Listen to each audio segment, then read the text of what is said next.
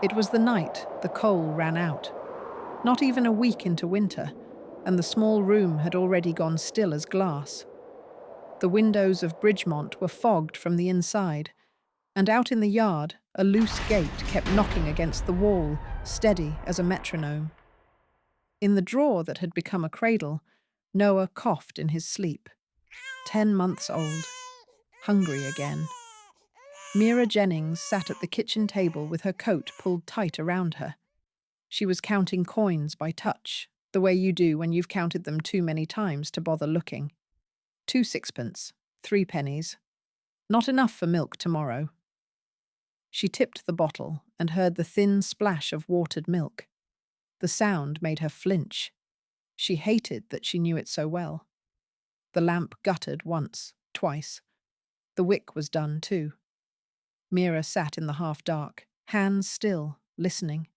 Pipes groaned. Someone coughed in the flat below.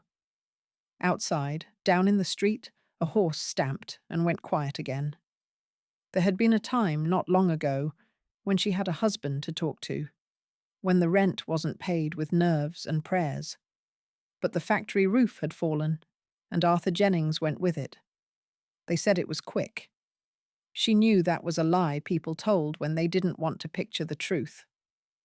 Noah whimpered. Mira rose, rocked him against her shoulder, whispering the same nonsense tune she always used. She was good at keeping him calm, not as good at keeping him fed. When he slept again, she set him down and took out a scrap of paper, one she had saved for Sundays and funerals. The edges were bent from waiting. She uncapped her pen. The nib scratched across the wood like an insect's legs. Ben, I would sooner swallow my pride whole than write again. But Noah coughs, and the milk runs thin. Could you spare a sovereign? Payday comes Friday. I will return it. Forgive me. M. She read it twice. Once for sense, once for shame. Her brother hadn't answered the last letter. Maybe he hadn't got it. Maybe he had, and didn't know what to say. But tonight she had no choice left. The baby needed milk. She folded the note, sealed it with a fingertip of candle wax, and stared at the address line. Ben Jennings, Dockside, Bridgemont East. Outside, a telegraph boy was making his last round, lantern swinging, cap too big for his head. Mira hurried down the narrow stairs, letter clutched in her glove.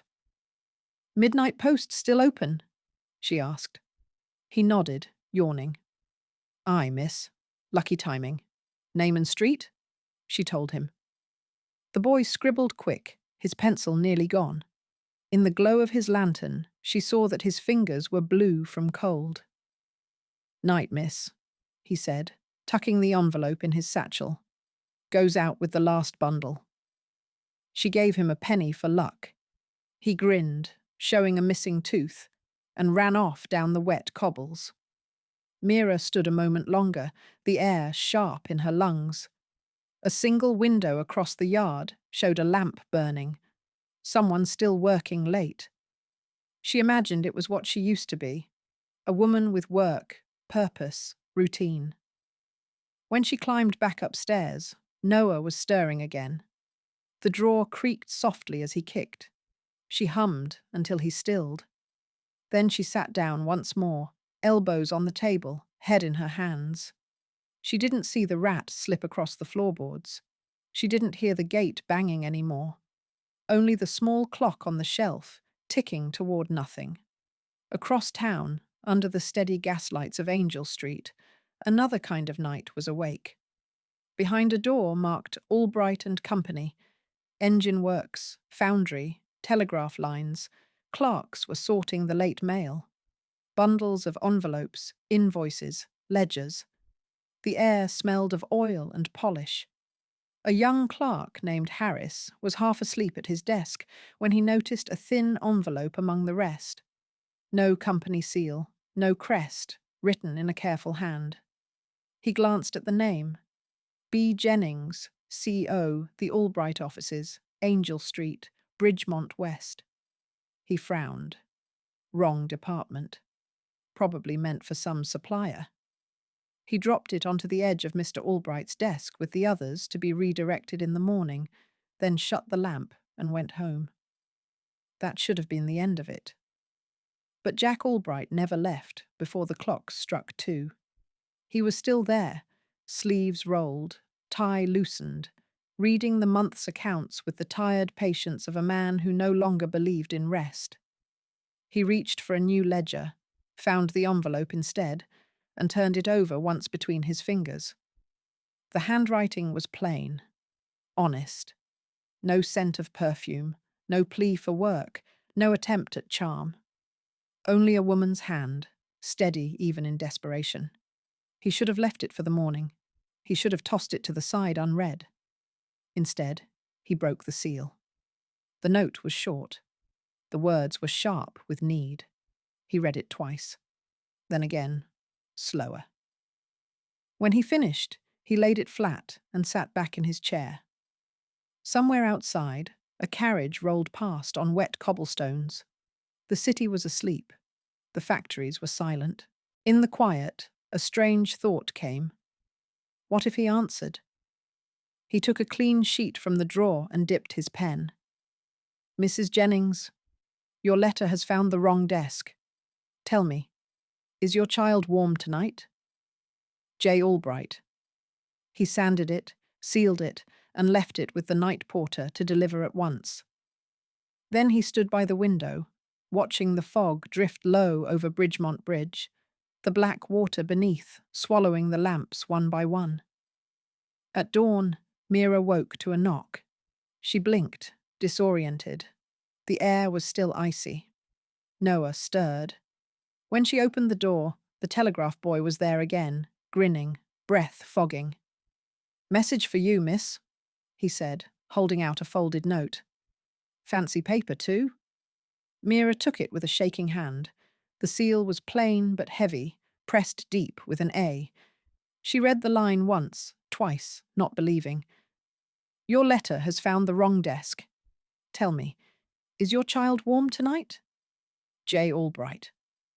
The name burned through her like heat returning to frozen fingers. Everyone in Bridgemont knew that name. She looked at Noah, sleeping, then back at the note. And for the first time all winter, she didn't know whether to laugh or to pray. The letter stayed on the table all morning. Mira must have read it 20 times, each reading more impossible than the last. The handwriting was even, deliberate, the signature crisp and unapologetic. J. Albright. Everyone in Bridgemont knew the name. His factories smoked above the river. His rail lines cut through the valley. Men cursed him on payday and blessed him on hiring day. He was the city's invisible weather. You didn't see him, but you felt what he decided. Why would such a man write to her?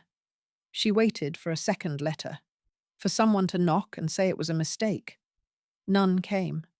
At noon, a wagon rattled to a stop outside the narrow building. A driver in a dark coat called her name. Mrs. Jennings? She nodded, cautious. He set down 2 crates, tins of condensed milk, a small sack of coal, flannel cloth, a jar of goose fat, even a cap with soft ties for the baby's chin. No invoice, only a card tucked between the parcels. He should have what he needs. J. Amira's throat tightened. For a moment she couldn't breathe. She looked up the stairwell, half expecting the world to laugh at her for believing this could be real. No one was there. She carried the boxes inside, one by one, as quietly as she could.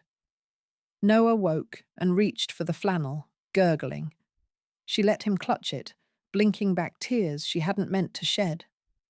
By afternoon, she had convinced herself it was nothing personal. Perhaps the man made a habit of charity, a hobby for the rich. Still, she wrote a reply, brief and proper. Sir, thank you for the provisions. We will manage. I owe you nothing but thanks. M. Jennings. She handed it to the same messenger boy when he came whistling through the street at dusk. That should have been the end of it. It wasn't. The next morning brought another knock. A woman stood in the doorway, not young, not old, with quick eyes and a notebook in her gloved hand. Her coat was the kind that fit only people who never bent their backs for a living. "Mrs. Jennings?" she asked. "Yes." The woman smiled faintly. "I'm Miss Ava Lynn, Chief of Staff to Mr. Albright. May I come in?" Mira hesitated, then stepped aside. The room suddenly looked smaller, poorer, embarrassed to be seen. Miss Lynn didn't stare. She simply noted the cradle, the kettle, the neatness. "I'll be brief," she said. "Mr. Albright asks that you consider a position at the Angel Street offices. Temporary. 3 months." Mira almost laughed. "A position? With a baby?" "That detail has been considered." Miss Lynn's tone held no judgment. "A small room has been prepared beside the clerk's floor." "A nursery, of sorts?" Mira blinked. "Why?" Miss Lynn closed her notebook. "Because he can. And because he remembers what it is to lose more than money." The words landed softly, like dust on a shelf that hadn't been touched in years. Mira folded her arms. "What kind of work?" "Accounts. Vouchers. Nothing you cannot do in your sleep, I imagine." "You know that?" Miss Lynn's smile deepened. Professional, but kind. "He read your handwriting. Said no one forms a letter like that without knowing the weight of numbers." Mira looked down at her ink-stained fingers. She hadn't thought anyone would ever notice them again. "Tell him I will come," she said at last, "but only for 3 months. And I owe him nothing that is not written plain. That," Miss Lynn replied, "is exactly what he expected you to say." The Angel Street building rose like a fortress of brick and glass above the smoky river.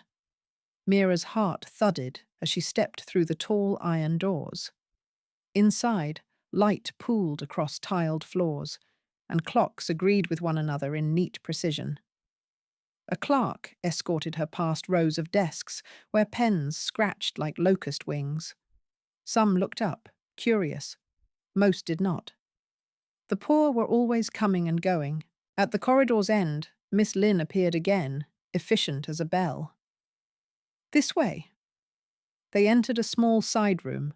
A crib stood near the window, a rocking chair, a bright rug stitched with animals, a shelf with bottles, folded cloths, a single wooden fox. A note on the mantel read, "For Noah." Mira touched the edge of the crib. "It's clean," she whispered, as if afraid the word might break it. Miss Lynn nodded. "You'll find Mr. Albright prefers things orderly." Through the glass partition, Mira saw a wide office beyond. Mahogany, ledgers stacked like bricks, sunlight turning the dust to gold. Miss Lynn gestured to a smaller desk beside it. "Yours." Mira sat. The familiar smell of ink and paper brought something back. A steadiness she hadn't felt since before Arthur's accident. When she looked up, someone was standing in the doorway. Jack Albright was not what she'd imagined. No diamond pin, no heavy watch chain. A man in shirt sleeves, eyes the colour of cold water, hair going grey at the edges. He moved like someone who had learned to be careful, even in his own house. "Mira Jennings," he said. His voice was quiet, but certain. "Thank you for coming." "For 3 months," she answered. "And I owe you nothing that is not written." He inclined his head. "That will do." He crossed to her desk, glanced at the open ledger. "You worked accounts before." "For a diagnostic firm." It folded between a Thursday and a Monday. "What do you see here?" he asked, tapping a column of figures. She hesitated. "A pattern. Small payments under inspection limits, different departments, same hand behind them." His mouth tightened. Not surprise. Recognition. "You don't have to dig?" he said. "I don't do easy?" Mira replied. He almost smiled. Neither do I. That night, after Noah had fallen asleep in the crib beside her chair, Mira looked out through the tall windows of Angel Street. Below, the gas lamps traced the curve of Bridgemont Bridge. Smoke rolled from the foundries like slow rivers of shadow. In her lap lay the day's work. Columns neatly ruled, errors circled in red. Her fingers were ink black, her heart oddly light. Behind her, in the quiet office, a single lamp still burned on Jack Albright's desk. Two people awake in a city of sleep, both keeping watch over something fragile. One called a company, the other a child. The routine began on the second day. Mira arrived early, breath clouding in the cold. She signed her name at the porter's book. She checked the nursery first. She always did. Noah reached for her sleeve, babbled, and then forgot her completely when he saw the wooden fox. It squeaked on the rug as he pushed it.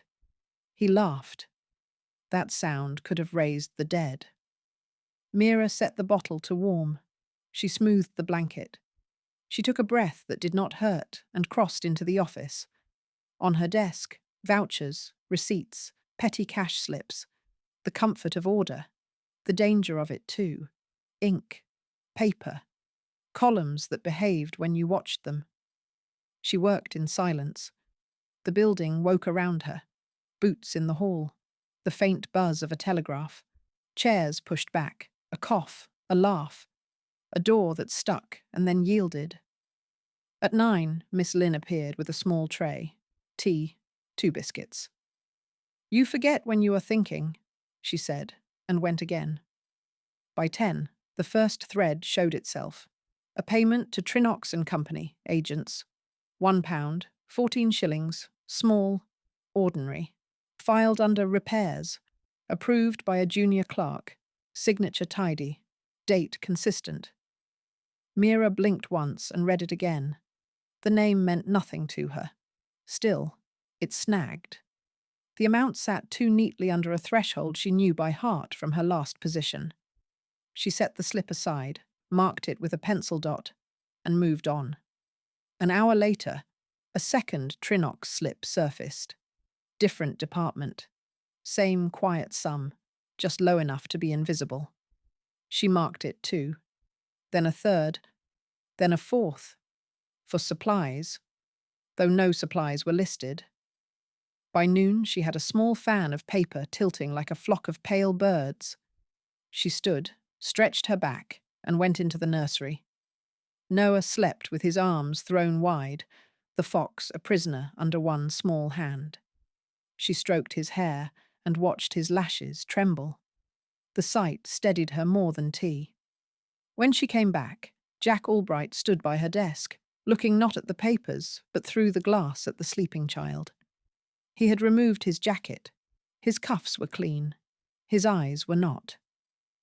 "You're early," he said, as if surprised each time luck favoured him.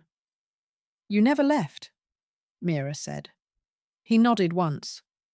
"What do you have?" She showed him the slips. He read without comment, only a small shift in his jaw as the pile grew. "Trinox?" she said. "You know the name?" "I know the smell," he answered. "An agent company that sells nothing except a place to hide a hand." "Then why is it here?" "Because I hired a man who promised to make approvals faster," he said. "And he did. Your CFO," she said. The 3 letters felt foreign and modern in her mouth, but the job itself was old as theft. "Vincent Harmon," Albright said. No flourish, no heat. Just a name placed on the table between them. Mira studied the signatures again. These are junior hands. But the path is not theirs. The path is arranged. He waited. He had learned to let truth arrive in its own words. "They sign what is set in front of them," she went on. "The sums are low. The categories are dull. Repairs, ink, coal. Nothing to boast of. No clerk wants to make a fuss over a pound and change. But the hand that chooses the sum is the same hand, across departments, across weeks. It knows where the eye will not look. Albright's fingers rested on the desk. Go on. I cannot see the master ledger, she said. Not yet. But if I could, I would find the totals tucked under a different name, piled slow, raked neat. Where does it go? He asked. To Trinox, she said. Then to a box. A rented one. A room with no desk and a man who walks in, pockets full of papers, and leaves with only silence. He breathed out through his nose, not quite a sigh. How long until you can prove it? When can I see the book that wants not to be seen? She asked. He almost smiled. Direct, he said. Good. He glanced at the nursery again. The soft rise and fall behind the glass had a way of changing the scale of everything. You will need allies, he said. I will need locks that click when a thief tries them, she said, and a place to keep what I find that no one else may touch. Done, he said. Miss Lynn will arrange it. He started to go, then turned back. Mrs. Jennings? Yes? Do not show Miss Lynn your notes, he said. Not yet. Mira held his gaze. You think she is not safe? I think no one is safe when money is afraid, he said. Trust her with your breakfast, your child, your life, if you like. But not with this. Not yet. She nodded once. Understood. After he left, she sat very still. She had trusted Miss Lynn at once. Something in the woman's spine spoke of hunger that had learned manners. But hunger does not make a person dangerous. Fear does. Mira put her notes into a small envelope and tucked it beneath the blotter. She wrote one word on the flap. Proof. The days pressed forward like pages. Mira built a quiet map. Monday to Thursday, the Trinox slips came in a rhythm, one or two at a time, never enough to shout. Fridays were cleaner. The thief rested on Fridays, as if he did not want the week to end in a stain. She visited the public registry on her dinner hour. The clerk there smelled of damp wool and ink. Trinox and Company, she asked. He leafed through a book with broken spine. Agents? He read. Registered at 17 Bishop Lane. Agent of record, W. Price. Does it list goods? Agents of what? He said, shrugging. Is not my business. She thanked him and walked the long way back. Bishop Lane was a string of cheap offices, doors with paint rubbed off, bells that did not ring. Number 17 had 4 names tacked to it, all the kind that could fall off a door and no one would miss them. The Trinox nameplate was new. No dust, no dents, no hours posted. A man in a cap sat on the step eating a meat pie. He watched her with the frank caution of the streets. Busy place, she said lightly. He snorted. Busiest in town when the post comes. Quiet as a church, the rest. Who takes the post? Sometimes no one, he said. Sometimes a gentleman. Polished boots, thin mouth. Doesn't look at you when he passes. Like your noise. Do you know his name? He took a big bite, chewed, and swallowed. I know he tips mean, he said. That do? It does, she said, and left a coin on the step. He tipped his cap without smiling.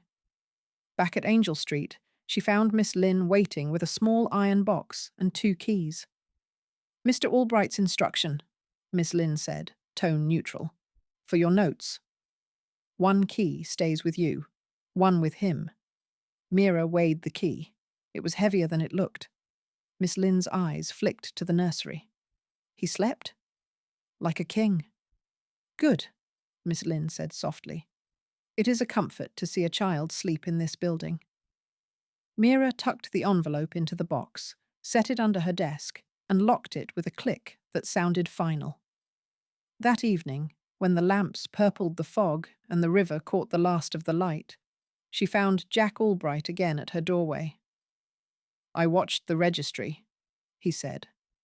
Bishop Lane. I had a man ask too. They know the name. No one knows the work. Then the work is theft, she said. It's always the work no one can name. He leaned a shoulder against the frame. He looked tired.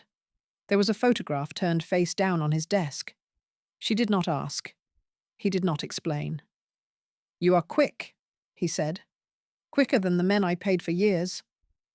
Being hungry as a teacher, she said. He nodded.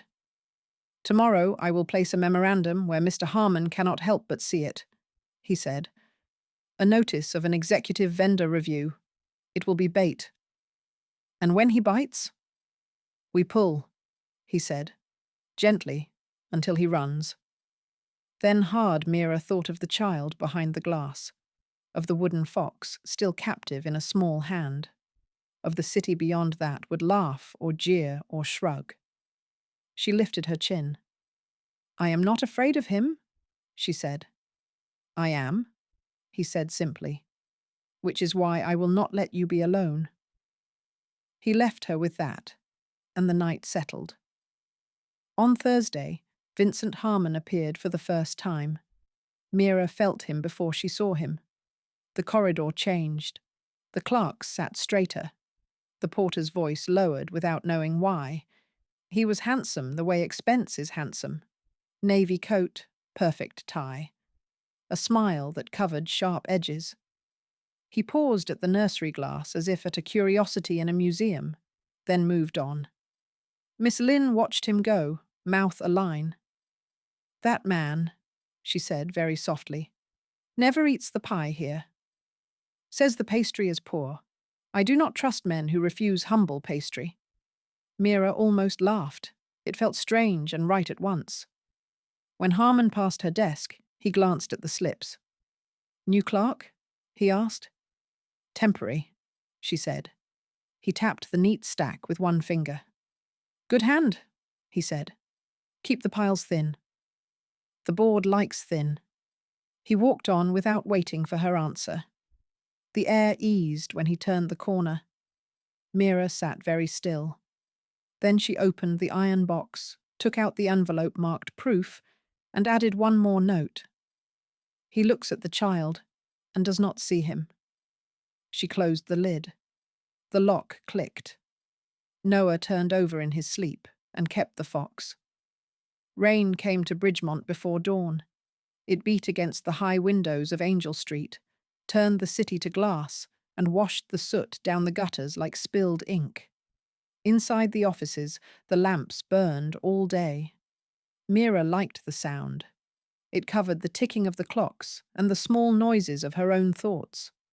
By now, her desk was no longer the stranger's desk. The pencils belonged to her hands. The inkpot knew her weight. Even the air had learned her rhythm, the soft hum she made when the columns started to line up. On the shelf behind her, the iron box sat locked, growing heavier by the week. Inside, slips, notes, a copy of the memorandum Jack had planted, and one small page marked with a single word. Soon. That Friday, the bait was taken. A clerk from the registry arrived, pale and breathless. He brought a message sealed in haste. Access to vendor ledgers requested. CFO authorization attached. Jack read it once, passed it to Mira. He's moving, he said. Now? Now. He called for Miss Lynn. She entered without a sound, notebook ready. Vincent will come through that door before noon, Jack said. When he does, the room must already know. Miss Lynn's brows lifted. Know what, exactly? That we have him, Jack said. Even if we don't yet. They didn't wait long. At 11:30, the door swung wide and Vincent Harmon walked in as though the office belonged to him, which, for the moment, it did. Jack, he said brightly, heard you're chasing ghosts again. Jack looked up from his ledger, mild as always. Only the ones that leave footprints. Vincent laughed, too loud for the room. He placed a folder on the desk. You've been busy. Executive vendor review, was it? Brave, almost noble. I thought transparency was the fashion this year, Jack said. Indeed, Vincent said, but not every stain wants daylight. He leaned closer, lowering his voice. Pull back, Jack. Before you embarrass yourself, Mira kept her eyes on her papers. Her pulse jumped. She could smell the man's cologne. Expensive, citrus, and arrogance. He didn't look at her. Not really. He looked through her, the way men like him always did, as if she were a fixture, not a witness. Jack's tone stayed steady. We found irregularities. Small ones, consistent. All marked Trinox. Vincent's smile thinned. Trinox handles minor repairs, outsourced efficiencies. You signed the policy yourself. I signed a promise, Jack said. You sold a hole in it.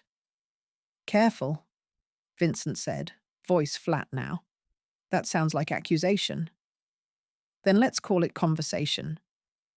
They stared at each other. Mira could feel the room tilt between them, the air too tight to breathe. Vincent picked up a paper from her stack. Who's the new auditor? He asked, though he already knew. Mira Jennings, Jack said. Temporary appointment. Vincent turned to her, grin returning like a mask. Mrs. Jennings, isn't it? You've made quite an impression. A child in the office. Bold choice. Mira kept her tone even. My work speaks louder than my cradle. That earned a brief silence. Then Jack said quietly, Leave her out of this. Vincent set the paper down. Of course, he said. We're all family here. He left the office with the same easy stride, but his hand clenched once on the door handle, the only crack in the varnish. When the latch clicked behind him, Mira exhaled. He knows, she said. He always did, Jack answered. Now he's afraid. That evening, Miss Lynn brought the news. A letter from the board accusing Jack of mismanagement of charitable funds. Anonymous, but the handwriting smelled of Harmon's cologne. He's turning the story, she said. You and your nursery will be the proof. Mira felt the blood drain from her face. He'll use Noah. Only if we let him, Jack said. How? He looked out the window at the black water of the bridge. We open every door he thinks is locked. Tomorrow, the ledgers go to Crown and Compass, solicitors. If he runs, they'll see which direction Miss Lynn nodded. And if the board sides with him? Jack turned. Then I resign loud enough to wake the city. The next day unfolded like theatre. Word spread that Albright himself would address the directors at noon. Clerks whispered. Porters pretended not to listen. Mira sat at her desk, hands folded, heart hammering. Vincent arrived early, calm again, a predator in good light. He offered her a polite nod. You're brave to stay. I have work, she said. That's what we all tell ourselves, he said. At 11:50, the boardroom filled. Mira stayed outside, the glass partition her shield. Through it, she saw suits, gestures, the slow choreography of power. Jack stood at the head of the table, papers neat before him. Vincent sat halfway down, smiling just enough. The rain had stopped. Light broke through the clouds and fell across the room like judgment. Jack spoke first. His voice carried, firm but tired. Gentlemen, I have evidence of internal misappropriation. Funds moved through a false agent network known as Trinox and Company. The pattern is clear. The authorization signatures traced to one man. He paused. The room rustled. Mr. Harmon, he said. Vincent laughed softly. You can't be serious. Jack slid a folder forward. Receipts, authorizations, registry witness. And the clerk who uncovered them, heads turned. The glass door opened. Miss Lynn beckoned Mira in. Every step felt like walking into thunder. Mira placed the iron box on the table. The key clicked. She took out the envelope marked proof and spread the slips across the oak like a deck of sins. Vincent's smile vanished. His fingers twitched. These are fabrications. Then you will not mind the police verifying them, Jack said. The police? One director gasped. Jack nodded toward the hall. The door opened again, and two men in plain coats entered. Inspector Keller from the yard and his assistant. The silence that followed was deep enough to drown in. Vincent rose, mouth working, but no sound came. "You're finished?" Jack said quietly. The inspector stepped forward. "Mr. Harmon, you'll come with us." Vincent's eyes flicked from Jack to Mira. Hatred bloomed slow and dark. "You," he said, voice low. "You think he'll keep you when he's done with you?" Mira met his stare. "He doesn't keep people. He frees them." The officers took him by the arms and led him out. The door shut. The echo lingered. After the board dispersed, half ashamed, half relieved, the building emptied early. Mira stayed behind, cleaning her desk, sorting the slips one last time. Jack stood by the window, watching the river. "You saved the company," he said. She shook her head. "No, I just counted what others ignored." He turned. "That's all salvation ever is." Outside, Bridgemont Bridge glowed in the rain-washed light. The city looked almost honest. Noah stirred in the nursery. Mira went to him, lifted him gently, felt his small heartbeat against her chest. Jack spoke again, softly. "You have done enough for me, Mrs. Jennings. If you wish to leave—" "I'm not leaving," she said. He smiled, the first true one she had seen. "Then perhaps we might start again?" She nodded. "On written terms." "Always," he said. They stood a moment longer, two figures in the fading light, the sound of the river beneath them steady as a clock. Spring came late to Bridgemont. When it did, the river stopped smoking and started shining again. The factory whistles still blew at 6 and at noon, but the sound had changed. People said Albright and Company was cleaner now. They said the ledgers balanced. They said the new auditor made the numbers behave. In the small nursery beside the office, Noah took his first steps between two chairs. Miss Lynn clapped once, briskly, as if applauding a good quarterly report. Jack Albright looked up from his desk and smiled before he remembered not to. Mira caught the boy, laughing. For a moment, the whole building seemed to exhale. She had stayed. 3 months had become 6. 6 had become a year. Her title was now Head of Internal Audit, written plain, like everything else in her life.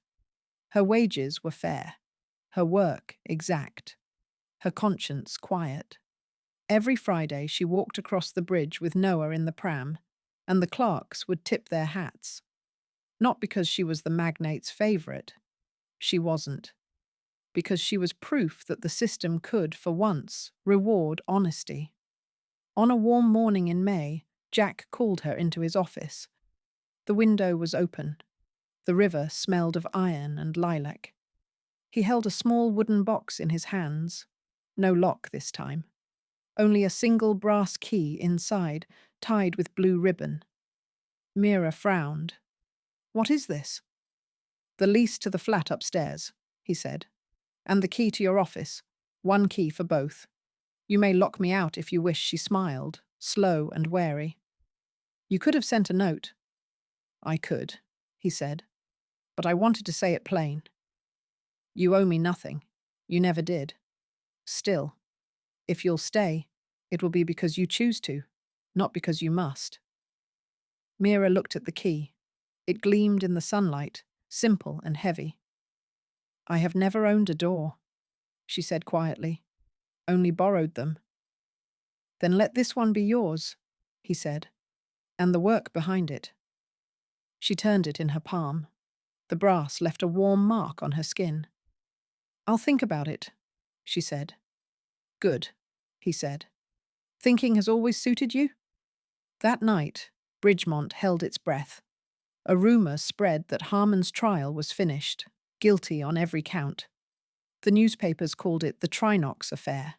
The company's shares rose, and the city cheered as if virtue itself paid dividends. Mira read the article once, folded it away, and put Noah to sleep. Later, when the lamps were low and the streets below shimmered with rain, she went to the upper floor, the one the key would open. The corridor smelled of fresh paint and new beginnings. She slid the key into the lock. It turned with a clean click. Inside, 2 rooms, bright and bare. A small kitchen, a window facing east, a view of the bridge. She stood there for a long while, hearing the hum of the city. Then she locked the door again, tucked the key into her pocket, and went back down to the nursery. The next morning, Jack found her already working. Noah was building towers from ledgers on the rug. "You saw the place?" he asked. "I did." "And?" "It's too quiet," she said. "I'm used to the noise down here." He looked genuinely puzzled. "You'd rather stay?" "For now," she said. "There's still work to finish." He nodded. "Always." She hesitated, then added, "You were right about Miss Lynn. She's loyal. Fierce, but loyal, I know," he said. "She saved me more than once." "Then you should raise her wages." He laughed. "Consider it done." They worked side by side until noon, the silence between them no longer sharp but steady, like the hum of the engines below. Weeks passed. Summer thickened. Noah learned the word light, pointing at the lamps. Mira taught him to count the bridges on their walk home. Jack spent more time outside his office, more time at the factory floors, less at the board meetings that made his voice tighten. Sometimes he'd stop at Mira's desk, not to speak, but to listen. The soft rhythm of her pen, the child's quiet chatter. Once, without thinking, he said, "You've made this place human again." She looked up. "That's dangerous for a business, isn't it?" He smiled. "Not this one." One evening, the 3 of them lingered after closing. Rain hammered the roof, thunder rolling far away. Noah had fallen asleep in the crib. Mira sat by the window, watching lightning fork over the bridge. Jack spoke from the shadows. "When I first read your letter, I thought it was chance. Now I think it was design, she asked. "Maybe Mercy's design," he said. "The city has enough men like me. It needed someone who could add and subtract what matters." She shook her head. "Don't turn it into poetry." "It was an accident." "Accidents," he said, "are just truths that find shortcuts." They were quiet after that. The rain softened. Somewhere, a clock struck 9. Mira rose, closed the window, and turned down the lamp. Before she left, she placed the brass key on his desk. "For safekeeping," she said. He looked at it, then at her. "You're sure?" "I am," she said. "Doors are better when someone else can open them too." She lifted Noah, settled him against her shoulder, and walked toward the stairs. Halfway down, she turned back. "Good night, Mr. Albright." He stood, hand on the key, voice low. "Good night, Mrs. Jennings." Outside, Bridgemont hummed, the sound of engines, of trains, of lives moving forward. The lamps on the bridge glowed in twin rows, reflected in the river like 2 paths meeting halfway. Mira crossed slowly, Noah asleep against her chest. She paused at the center, watching the current slide beneath her feet, carrying the city's ash and promise out to sea. The key still glinted faintly in her mind. Not a gift, not a chain, only a reminder. That sometimes the wrong letter finds the right hands. that mercy and justice can live in the same house, and that even in a city built of smoke and stone, a single light can make the whole ledger read true.